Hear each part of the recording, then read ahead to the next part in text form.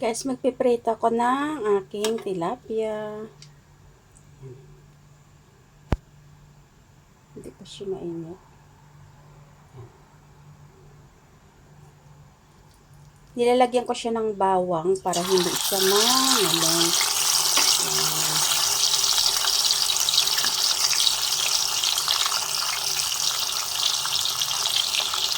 Kasi magagata ko. Gagataan ko to siya. Piprito ko muna.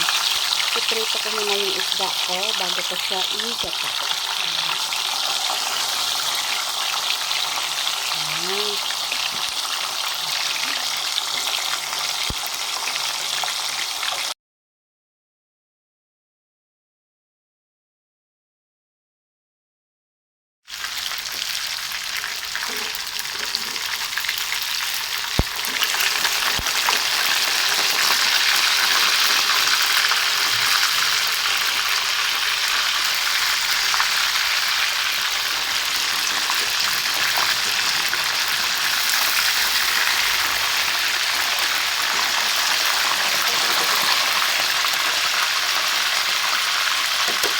Luto na siya. Yung ginger o yung garlic.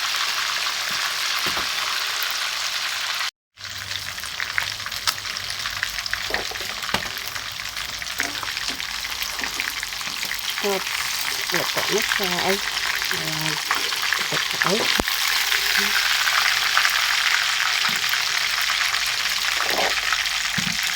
Kahit hindi pa siya luto masyado, okay lang yan. Kasi nga, lulutuin ko pa naman siya eh.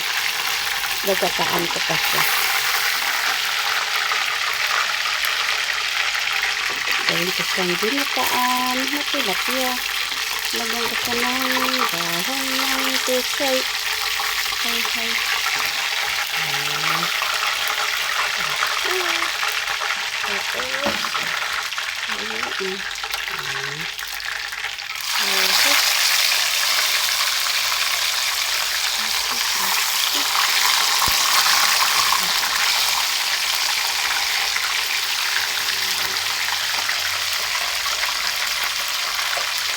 Buong linggong ulam.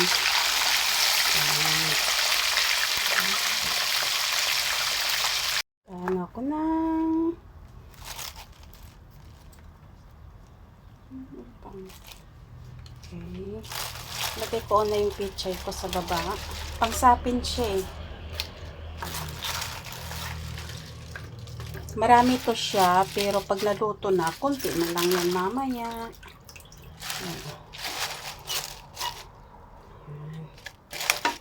Siya. Sa akin. Wala akong tomato, kaya tomato cherry ang ilalagay ko. Yan, ang tomato cherry. Yan. Siya.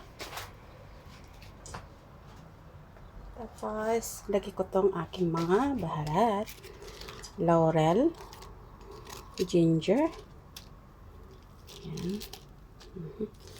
Tapos, ayan siya. Onion ko. Okay. Hindi ko siya uubusin. Tapos, yung garlic. Okay. Tapos, lalagay kong aking fish sa top. Okay. Yan, the head. Ang bantot niya. Yan. Tapos, yung niloko kong garlic kanina, ilalagay ko na rin yan siya dyan para mabango. Tapos, tatapingan pa natin siya ng onion.